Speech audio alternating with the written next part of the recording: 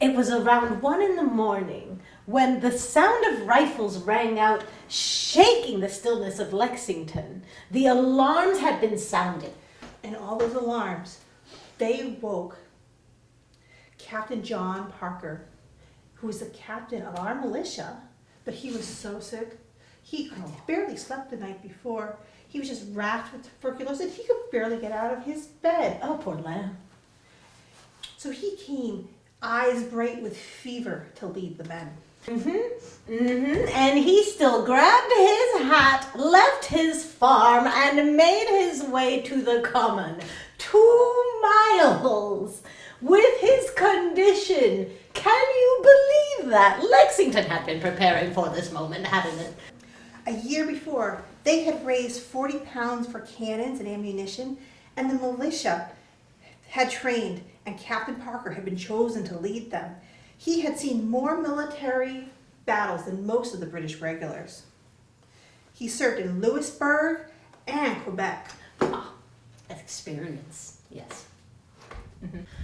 The bells rang, the alarms sounded, all of the men from all sides were joining up the war. The women and the children, they buried their valuables and ran to the woods.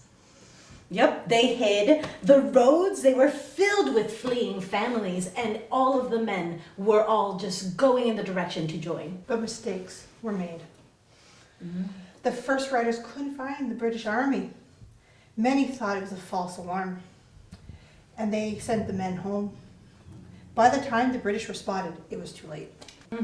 The regulars arrived just the same. A force of about, maybe, I think, I don't remember quite well, but it seemed like 800, were met with 77 of our boys. Only 77. I heard there was only 150 British regulars. Oh, well, I don't know what the truth is. It's history. And Parker, he ordered them to stand their ground, but not to... But this young lieutenant, Adair, he was a hot-headed. He turned right instead and left, marching straight to confront the militia. Some say he whispered, "Damn them, we will have them." At least our people were not that hot-headed like that Adair fella. No, we don't have them. We know how to raise our boys. The command came anyway. Lay down your arms. Disperse. But by then, the shouting, the huzzas, the chaos, it was too much. And then a shot, a pistol, and suddenly... You know men and their huzzas. Was it the regulars? Was it a bystander? Well, I guess we'll never know. But it set off a firestorm, muskets, smoke filling the air, horses, men, chaos. Men like Robert Monroe and Jonas Parker, well, they fell in all the fighting. And poor Jonathan Harrington.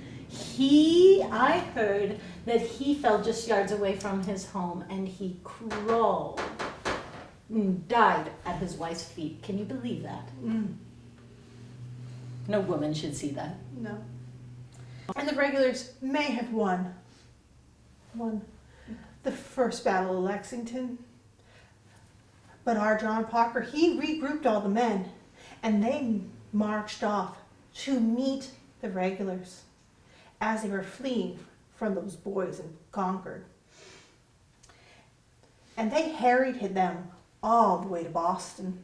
And that's known as Parker's Revenge. The regulars, broken and weary, no longer the force that they were. Some ran, others waited to die, and it took Lieutenant General Percy's reinforcements to save them.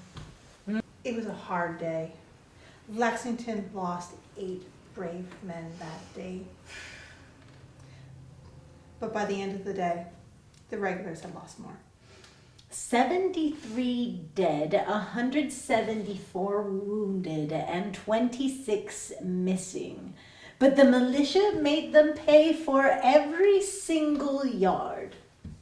Every single one. But it wasn't the end of the story, though. The fighting would go on. This was just the beginning. Mm-hmm.